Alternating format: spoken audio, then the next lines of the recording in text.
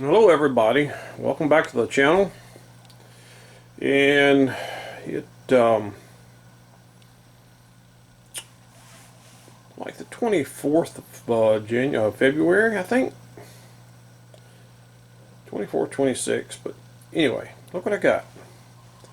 This is going to be something that I hadn't done before, and I really never did like seeing it on YouTube when people say can it be saved, or can it be fixed, or can we fix it?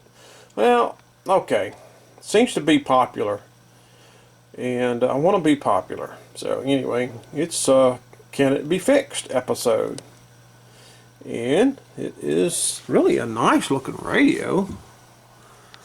What is this thing? It is a Dewald, not DeWalt, but Dewald. Looks to be like a little AM FM 2-type bakelite radio. This is something that I dug out. I was looking for other stuff the other day and found another box of radios I didn't even know I had, including this dude. It's a little missing the knobs, got a little rust, missing the knobs. Needs a little work, but the bakelite case appears to be intact. I don't see no obvious contusions or anything like that. See if I can turn it on its back, on its bottom. It is intact. Now, I've been in this radio already. I already know the surprise. This is the back. I've got it held on. It's a model G something other. G300 maybe? Can y'all see that? G300 maybe? Dewald model G300 AM FM receiver. Capable of 105 to 125 volts AC or DC. 40 to 60 cycles AC only, I would imagine. Dewald Radio Manufacturing Corporation, 3515 37 Avenue. Sound like dimensions or something. Anyway, Long Island City, New York, USA.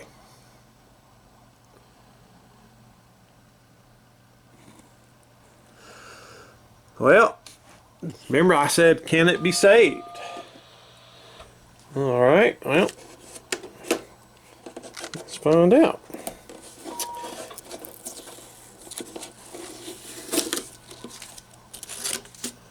The anticipation is building, like, Sam, what's in here? Well, this is going to be the challenge. Oh boy. Yep. You can see the challenge. Can it be saved?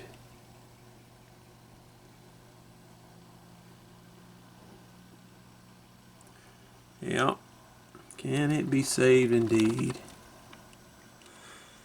Let me stop a minute, pull this thing out, we'll have a little closer look. Alright, I have the radio chassis out of the cabinet. And first off, let's look. This is the back plate. It still has the AM antenna loop on it. Just got a few cut off leads here, black, like a yellow or a white.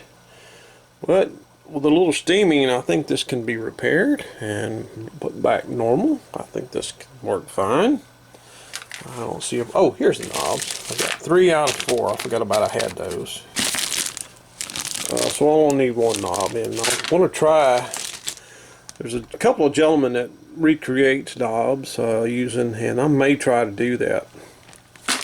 That'll be an interesting little video, I guess. Anyway, here is the bakelite case. It does have some issues right here, right there. The inside of it don't really look bad. The dial face is not really bad. It needs a little love, but it's intact. It's not broke. It's not missing. The inside of the radio kind of Needs a little bit of cleaning. Nothing major. Just needs a good cleaning, needs a good polishing. If I don't drop it, no mistreat it, I think that'll be fine. Let me polish you. Alright, here we go. The big reveal. Look at this lovely looking radio. That is just super duper, isn't it? Look at that rust. This coil here is kind of on the green side. Got a little green crusties going on here. There's a roundy resistor right there, which I'm pretty sure it'd be a safe bet to say that thing probably not no good. Let's see, but it does have all the tubes in it, which is amazing. Let's see, so it has 1, 2, 3, 4, 5, 6, 7, and 8. 8 tubes plus a pilot light. Woohoo! Let's see. Does the tuning gang tune? Tuning gang does move. I'm not going to move it much until I clean it. Cool. And the dial string. Look here, everybody. The dial string is intact. Yes, sir. Trying to record everything. Got to start making noise. So let's have a look at the front. Let's see. Here's the front. A little on the rusty side. It's going to need a good sanding down, cleaned off, and repainted. Not that bad. Spring is still intact. Probably going to stick all this stuff in a what do you call that stuff? Evaporust. We'll see what that does. The speaker, let's see. Speaker does not move. I'll push on it. But if I remember right, I tested the voice coil with this thing, and the voice coil, yeah, the speaker was open and the output transformer was open. So I have to work on that. I think this is the choke, filter power supply choke. Gotta be. I don't know what else would be on this radio. Tuning shaft doesn't really turn. On off volume turns, whatever that is, doesn't turn. That's probably the AM FM select switch. And the tuning shaft does not turn. Yay. So, I'm getting old. Pretty funky. Here's your AM and FM or AM and FM IF coils. It's another pair of AM/IF coils, and this is more than likely the FM detector coil right here. And this here is going to probably be a local oscillator for either the FM or AM. Don't know what yet. Filter capacitor. Who wants to bet that thing ain't no good? But I'm getting really good at restuffing these. I had been cutting them off like right here and taping them back together for stuff that I didn't really care about. But then I think I restuffed this one. More than likely I'm just going to take this off. I'm just going to take this one off, I think, and just clean it up real good. Use some aluminum bright on it to get it cleaned up real pretty and put it back. I'm not even going to restuff it or cut it in any way. And I'll just mount the new filter capacitors onto the bottom. If I decide to do that. I may restuff this, but if I do restuff, I want this thing to look like it's factory. I'm going to try to do an ace #1 job on this one. Now, because it's getting springtime, I'm not going to have a lot of time to just jump into it like I did during the winter. But I can't resist a challenge. And this is going to be a challenge. Anyway, enough of that running my mouth. Let's have a look at the underside. Underside, honestly, thank gosh, thank the good Lord above, should I say, it's not as bad. There's your old roach egg right there. Their thing is nothing but roundies. Let's see, we got 1, 2, 3. Look at that little sucker right there. It's probably a, yeah, 1, 2, 3 so far. Am I missing any down here? 4, 5, 6, 7 capacitors. Wait, let me see. 1, 2, 3, 4, 5, 6. 6 wax capacitors, and then 1 electrolytic right here. If I had to guess, that would probably be, it's a 5 at 25. And it looks like a detector tube, maybe. What is that? Yep, that's the detector tube. That's probably the ABC cap, if I had to guess. Maybe wrong, probably. Let's see here. We got the band selector right here, AM and FM. Tuning, like I said, this is the tuning shaft right here. Band selector. How do I know it's band selector? Well, because it's got in the oscillator section right here, and that's where it selects what band you're going to be on. It's more than likely it cuts out one tune circuit for another and turns the power off to the FM stage to the AM, or vice versa. Let's see, several little choke coils right here. Cool. On-off volume right there, which is kind of obvious. It's more than them old roundy resistors right there. This thing is full of them. Let's see, and this here would be probably the tone switch if I had to guess. I don't know what else it'd be, so that's going to be tone switch. And oh yeah, and this is I noticed this cord had three wires on it, and I was like, oh, a grounded cord? No. What this actually is it's a 3-wire cord. However, the 3rd wire, all it simply does is it follows the hot and neutral. In other words, it follows the cord, and that acts as an FM antenna. Because if we look right here, the center right here comes over and attaches, and this is your little FM antenna right there. That's your FM antenna. It's just using the power cord to hold it, so you ain't got a power cord and an antenna at the same time. So it just kind of rides in there with a power cord. It doesn't actually hook to nothing. It just rides in there with it.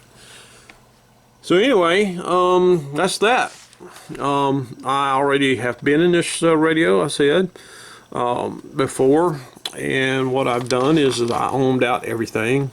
I believe the speaker and the output transformer is open. These 2 transformers seem to be okay. These IF cans right here. This IF can is okay, but I marked an X on this one, which means this one is not okay. Hopefully that's something that we can repair easy. If not, I'll have to be finding me something that I can steal a transformer out of to make this work. Or I might actually go out on a leaf and do what any real competent old-time technician would do, is rebuild the coil. But we'll see. We'll figure this out. I don't know if you can see it or not, but I'm noticing. I don't know if y'all can see it good or not. Let me see if I can get Joey in here. Yeah, if it'll focus. Right there. See this tube sockets? Corrosion, corrosion, corrosion, corrosion, corrosion, corrosion. A lot of these tube sockets have corrosion around them. So that's going to have to be dealt with. And if you look right here, this is a source of a potential issue later on if we do happen to get this radio working. But this is a connection right here to ground, and all green around that right there where it connects to ground. So I'm probably going to wind up cutting this rivet off, taking and cleaning this. Cut this rivet off, take this loose, probably take it out, which is going to be a pain in the rear. Take it out, completely clean it, if not replace it, and then refasten it back down using a screw and a nut. But we'll see. What else? I think that's it for now. Gonna be an interesting little project. So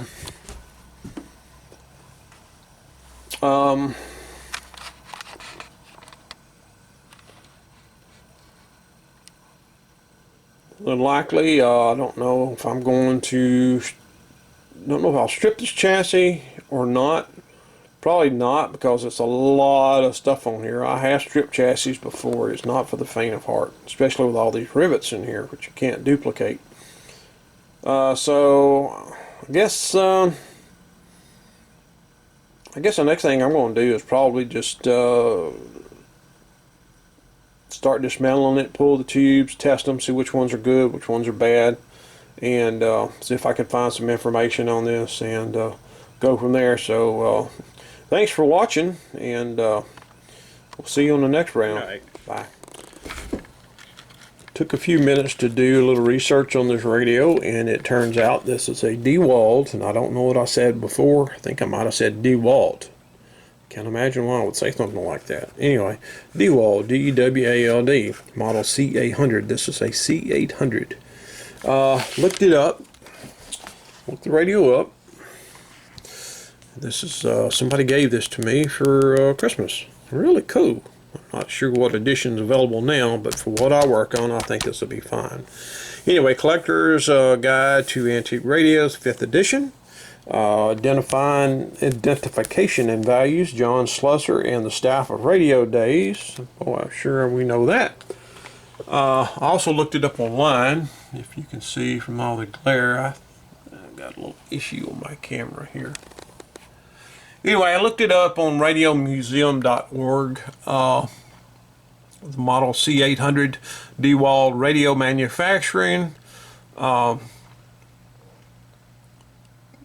It gives you all the, whether you can find the literature and all this kind of stuff, and hadn't got to the schematic yet, but I didn't pull the tubes out of the radio, but I don't know, I think it's too much haze on this. I don't know, it's my exposure's wrong on this camera. Uses a 6BJ6 at 12AT7, 6BJ6, 6BH6, 12AL5, which is a detector, 12AT6, 35L6, which should be the output tube, and the 35Z5 rectifier. So that's the tube complement of this thing. And just a little information here. The Dewald C800 was manufactured in 1949, according to this book. Now let me see when the 5th edition was. And let's see, 2001. So this book is about what, 21 years old? Yeah, this is a 21-year-old book. Guess I need to update.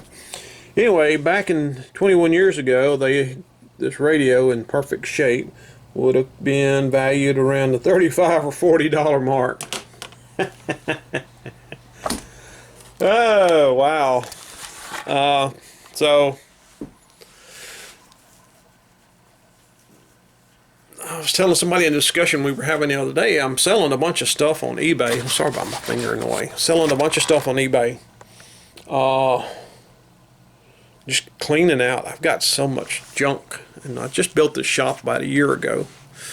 I've got so much junk. It's not even a year old. It's just so much junk under my feet, and I can't stand clutter. I'm not a pack rat. So a lot of this stuff that I bought, I'm selling. All these old radios that, I mean, what the heck am I going to do with it? But this one's a challenge, just a technical challenge. I'll never get what I'm about to spend on this thing back. It's just the love of working on this stuff. But I don't like repairing them and leaving them sitting, you know, not being used.